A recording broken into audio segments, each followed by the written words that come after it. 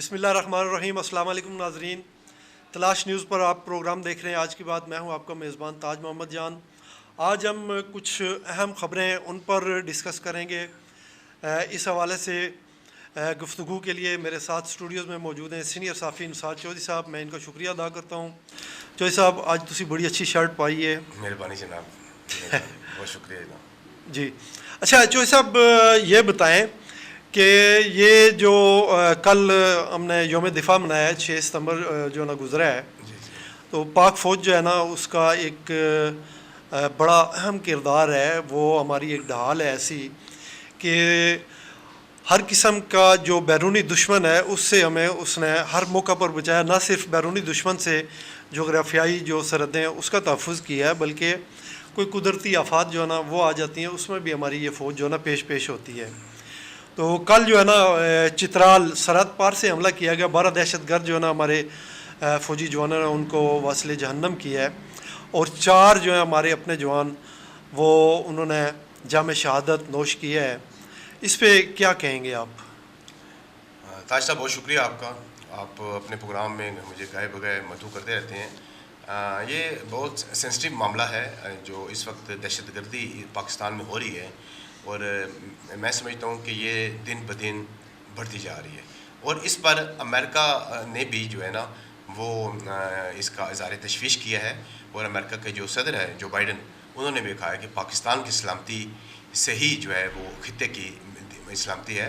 इस वक्त जो सूरत हाल है जो आप देख रहे हैं कि ये जो दहशतगर्दी के वाक़यात बढ़ते जा रहे हैं, ये चित्राल का जो इलाका है ये बार्डर पे वाक़ हुआ है, पाक अफगान सरहद के ऊपर 2 हमारी चौकियाँ थी। हमें इसके पर पहले से खदशात जो थे मौजूद थे कि यहाँ पे हमला हो सकता है ISPR के मुताबिक, और वही हुआ।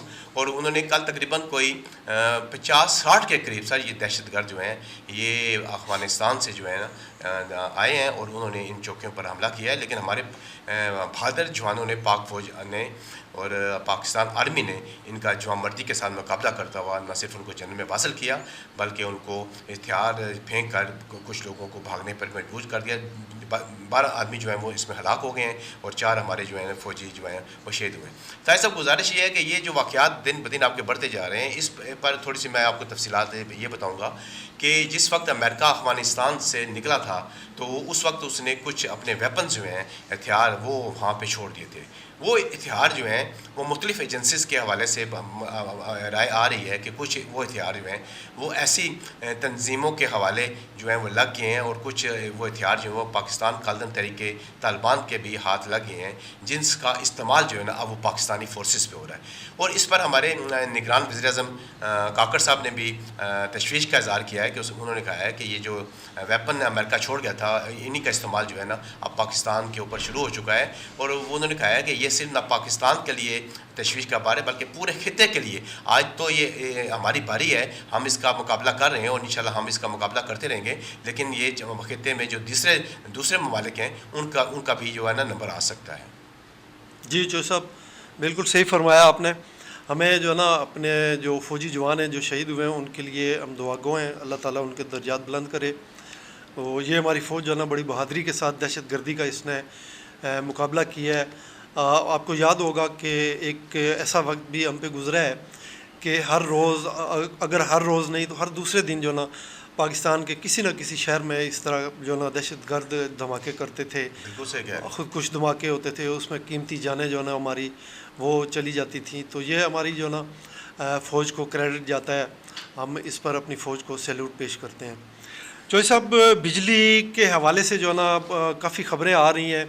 एक तो यह है कि अवाम ने जो एहतजाज किया है वो तो हम सब ने देखा है, आपने भी देखा है कि खैबर से कराची तक लोगों ने बेमिसाल जो है ना इत्तेहाद के साथ बिजली के ज़ायद बिल जो है, ओवर बिलिंग जो है, नाकाबिल बर्दाश्त जो बिलिंग है उस पर एहतजाज किया। उसके नतीजे में फिर हुकूमत जो है, निगरान हुकूमत, ख़ास तौर पे प्राइम मिनिस्टर जो हैं काकड़, अनवारुल हक काकड़, उन्होंने कहा जी मैं कुछ इस पे करता हूँ।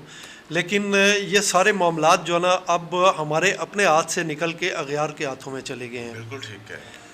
IMF जो है ना वो फैसले कर रहा है, वो डिक्टेट कर रहा है कि आपने बिजली कितनी सस्ती देनी है, कितने यूनिट जो है ना आपने सस्ते देने हैं, इतने यूनिट पर इतनी प्राइस होगी, वो अब गैस की कीमतें भी वो कंट्रोल कर रहे हैं।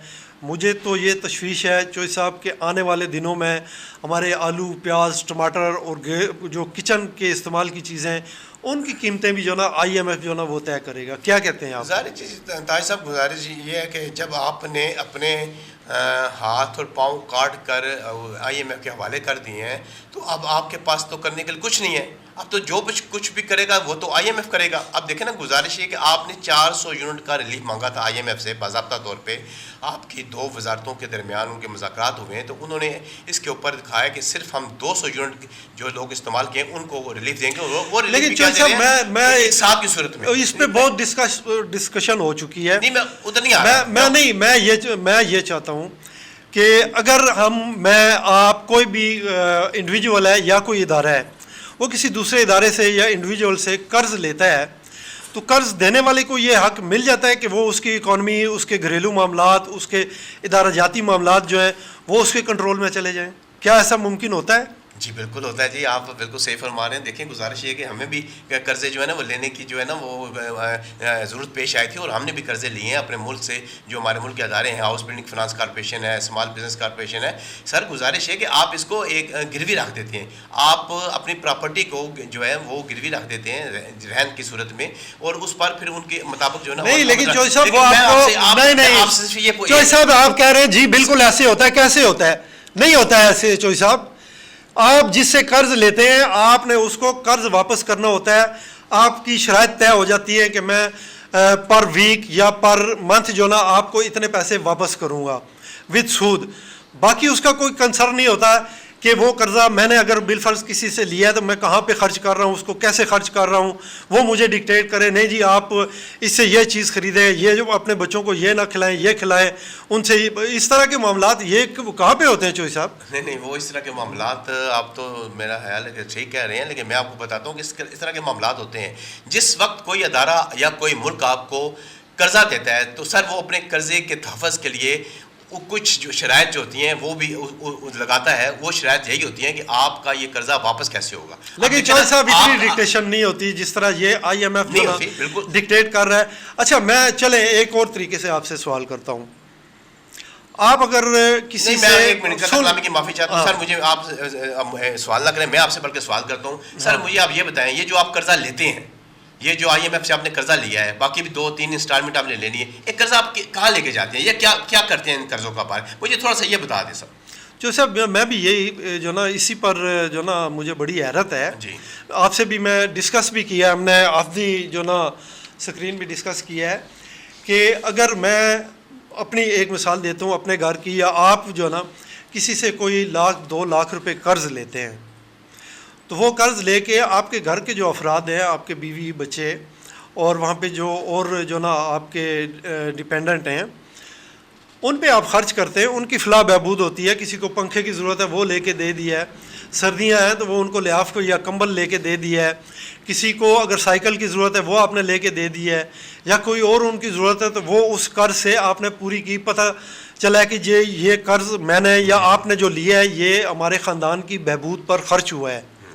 मैं हैरान हूँ चौधरी साहब, आप मुझे बताएं या कोई हमें जो ना मुझे बताए कि IMF से ये अरबों जो डॉलर जो हमने कर्ज लिया है उसका मुझे क्या फ़ायदा हुआ है, आपको क्या फ़ायदा हुआ है। ये 24 करोड़ का जो ख़ानदान है इस घर में, इस पाकिस्तान जो एक घर है इसमें 24 करोड़ का जो ख़ानदान है, इसके जो बड़े जो हमारे सरबराह हैं वो माँ बाप की जगह ही होते हैं ना, तो उन्होंने अगर कर्ज लिया है तो मुझ पर वो क्या खर्च हुआ है, मेरी क्या फलाह हुई है उस कर्ज से, मुझे क्या फ़ायदा पहुंचा है।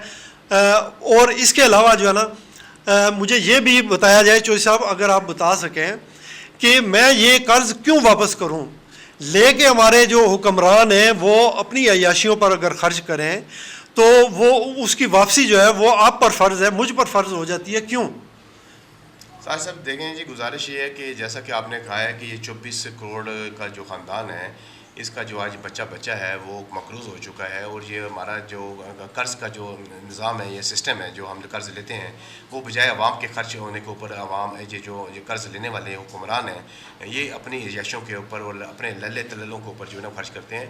आपकी बात बड़ी 100% दुरुस्त है, और मैं इस बात को बिल्कुल अप्रिशिएट करता हूँ कि IMF ने जो हमें कर्ज़ा दिया है, जो हम पैसे ले चुके हैं, वो मुझे अगर कोई बता दे, जैसे कि आपने मुझसे कहा कि आप मुझे बताएं कहाँ खर्च होते हैं। सर वो आपके जो खर्चे जो कहीं भी आवाम के ऊपर खर्च नहीं होते, बल्कि वो आपके जो जितने भी आपके इलेक्टेड MNA होते हैं, MPs होते हैं, उनको वो ग्रांट्स की शक्ल में जो है ना वो पैसा जो है ना वो उनको तकसीम कर दिया जाता है। नहीं, ग्रांट किस वो पैसा हाँ। कुछ मेरा मतलब तरक्याती कामों में लगाते हैं, कुछ पैसा जो है वो उनका जो है ना आधा हिस्सा जो है ना वो उनकी जेबों में चला जाता है। और इस वक्त करप्शन की जो इस पाकिस्तान में इंतहा आ चुकी है, और मैं इस वक्त समझता हूँ कि जो हमारी मौजूदा हुकूमत है वो इसके ऊपर उसने बड़ा सख्त जो है ना वो एक्शन ले लिया है, एक प्लान बना लिया है। उसमें हमारे आर्मी चीफ साहब हाफिज आसिम मुनीर साहब का बहुत अहम किरदार है, और उन्होंने PM के साथ मिल के पाकिस्तान के जो करप्ट जो सियासतदान हैं और जो करप्ट जो हमारी जो सियासी जमातें हैं, उनको जो है ना वो अपने टारगेट में वो ले आए हैं। और अनकरीब आप देखेंगे कि 2-4 दिनों के अंदर अंदर इन पर एक ऐसा शिकंजा जो है ना वो डाला जाएगा, और जिन लोगों ने पाकिस्तान को लूटा है उनसे वो पैसे जो है ना वो रिकवर किए जाएंगे। जी चौधरी साहब, बिल्कुल आपने दुरुस्त फरमाया। आर्मी चीफ ने जो लाहौर में और कराची में मुलाकातें की हैं ताजरों से, उनमें बड़ी अच्छी अच्छी खबरें जो ना सुनी हैं। उसमें एक तो ये है कि मुआशी जो मसाइल हैं पाकिस्तान के, उनके हल के लिए जो है ना अपने जो वसाइल हैं उनको काम में लाने की बात की गई है। और ये जो डिपेंडेंसी है IMF पे या दूसरे ममालिक पे, उसको ख़त्म करने के लिए जो है ना उन्होंने एक अपनी सोच या फ़िक्र जो है उसको बल्कि अमल में भी डाला है। यहाँ इस्लामाबाद में भी 1-2 कॉन्फ्रेंसेस हुई थी, उसमें आपने देखा है कि आर्मी चीफ जो है ना वो बहुत एक्टिव हुए। अब वो हमारी जो जोग्राफियाई सरहदें हैं उसकी हिफाजत जो है वो तो उनका ज़िम्मा है, वो बखूबी उन्होंने निभाई है। लेकिन अब जो है ना वो मुआशी मैदान में भी जो है ना अपनी खिदमात पेश कर रहे हैं। और जैसा उनको मजबूरन सर ताज साहब आना पड़ गया। आपके मुल्क की पाकिस्तान की मैशत जो है सर वो बिल्कुल जो है ना वो तबाह हाल हो चुकी है। और मैं आपको बताऊं कि किसी सियासी जमात के पास, पाकिस्तान तहरीक इंसाफ के पास, पाकिस्तान पीपल पार्टी के पास, पाकिस्तान मुस्लिम लीग के पास कोई रोड मैप नहीं है।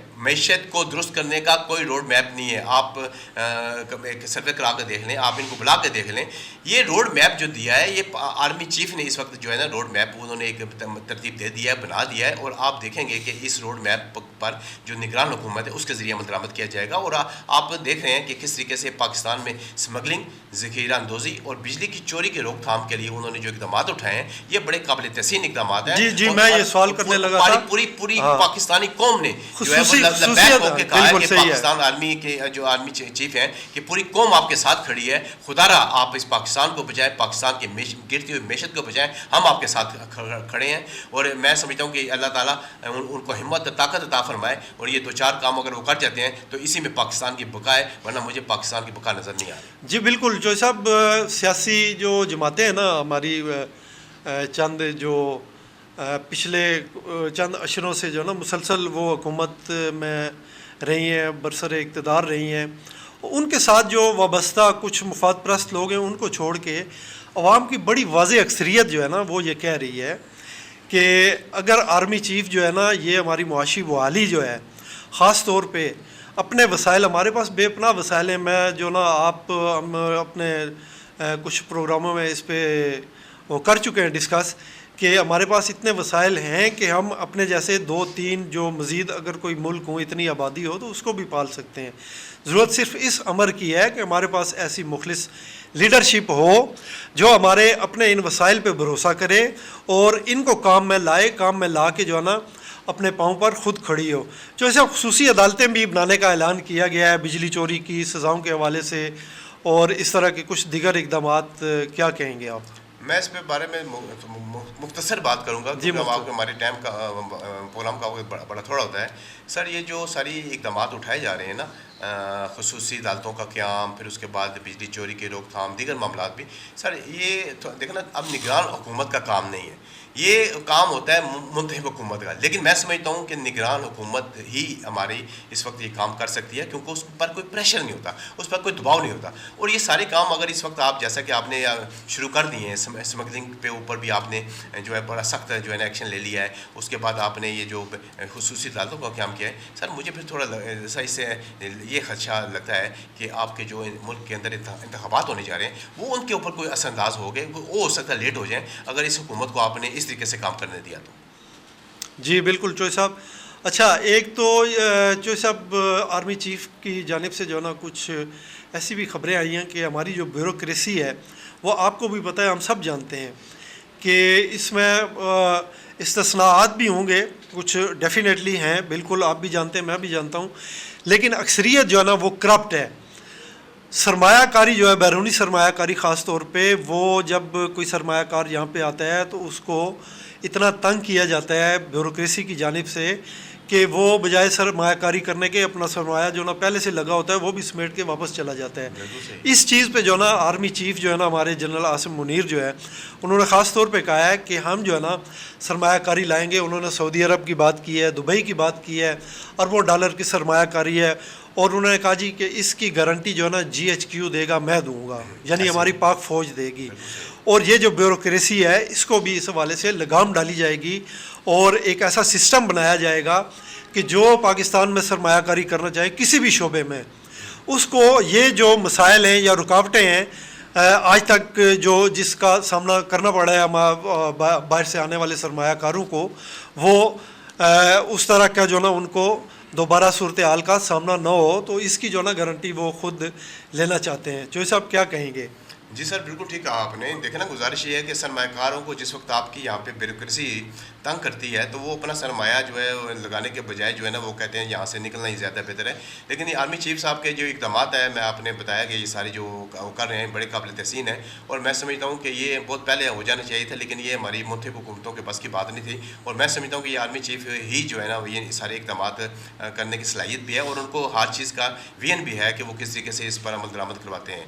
दूसरी बात यह है जी कि आर्मी चीफ साहब को जो ये जो आप बात कर रहे हैं कि मैशत की बात कर रहे हैं, दीगर और बात कर रहे हैं, ब्यूरोक्रेसी के जो करप्ट अफसरान हैं, ये सारी फहरिस्तें भी बननी शुरू हो गई हैं। जितने भी आपके मुल्क के करप्ट जो है सियासतदान हैं, जितने आपके मुल्क के करप्ट जो है ना ब्यूरोक्रेसी है सर, इसके ऊपर जो है ना फहरिस्तें मरतब करनी शुरू कर दी गई हैं। और आन करीब आप देखेंगे कि ये इनके उनको कानून के कटारे में जो है ना खुसूसी अदालतों का जो क्याम किया जा रहा है उनमें ये इनको पेश किया जाएगा, और इसी तरीके से आपसे मुल्क से करप्शन भी ख़त्म होगी, और इसी मुल्क से आपके मुल्क से जो है ना मैं समझता हूँ कि जो दीगर मामलात हैं वो भी जो है ना जो ख़त्म होंगे।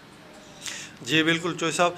अच्छा, चलते चलते चोई साहब, ये जो बिजली की तकसीम कार कंपनियाँ हैं, डिस्कोज जिनको कहा जाता है, इनकी निजकारी का जो ना वो भी एक कोई प्लानिंग की जा रही है, हो चुकी है। आप क्या समझते हैं कि इनकी निजकारी करके आवाम को कोई रिलीफ मिलेगा? सर देखें, अवाम को रिलीफ तो मुझे पता नहीं है मिलेगा या नहीं मिलेगा, लेकिन मैं समझता हूँ कि पाकिस्तान को ज़रूर रिलीफ मिलेगा, हमारे मुल्क को ज़रूर रिलीफ मिलेगा। वो इसलिए कि ये जितनी भी हमारी जो कंपनियाँ हैं, मैं समझता हूँ कि जो खसारे में जा रही हैं, जो अपने साथ साथ इस मुल्क का भी बैठा रही हैं, इनको जिस वक्त आप इनकी निजकारी करेंगे, इनको प्राइवेट सेक्टर में लेके जाएंगे, तो फिर इनको काम करना पड़ेगा, अपनी जो कारकर्दगी है वो शो करानी पड़ेगी। और पाकिस्तान का जो इस वक्त जो मैं समझता हूँ कि सरमाया जो है वो इनके ऊपर खर्च हो रहा है, वो एक किस्म का हमारा मुबादला जो है वो बचेगा। और ये बहुत ज़रूरी था, ये बहुत पहले हो जाना चाहिए था, लेकिन चलें, देर आए दुरुस्त आए। अब भी हुकूमत को ओश के अगर उसने नाखून ले लिए हैं तो ये बहुत ज़रूरी था, ये सबसे पहले हो जाना चाहिए। हमारे मुल्क में जितने भी अदारे हैं जो खसारे में चल रहे हैं, उसमें सबसे फहरिस्त तो मैं आपको कहूँगा रेलवे है, और दूसरे बात आपका जो है ये आपका वापडा आ जाता है, ये जितनी भी तकसीम कार कंपनियाँ हैं वे सारी आ जाती हैं। ये बहुत बड़ी करप्शन का गढ़ है सर, इनको ख़त्म करने के लिए ये बहुत ज़रूरी है कि इनकी निजकारी की जाए और इनको प्राइवेट सेक्टर की तरफ जो है ना धकेला जाए। जी बिल्कुल चोई साहब, आपने बिल्कुल दुरुस्त फरमाया।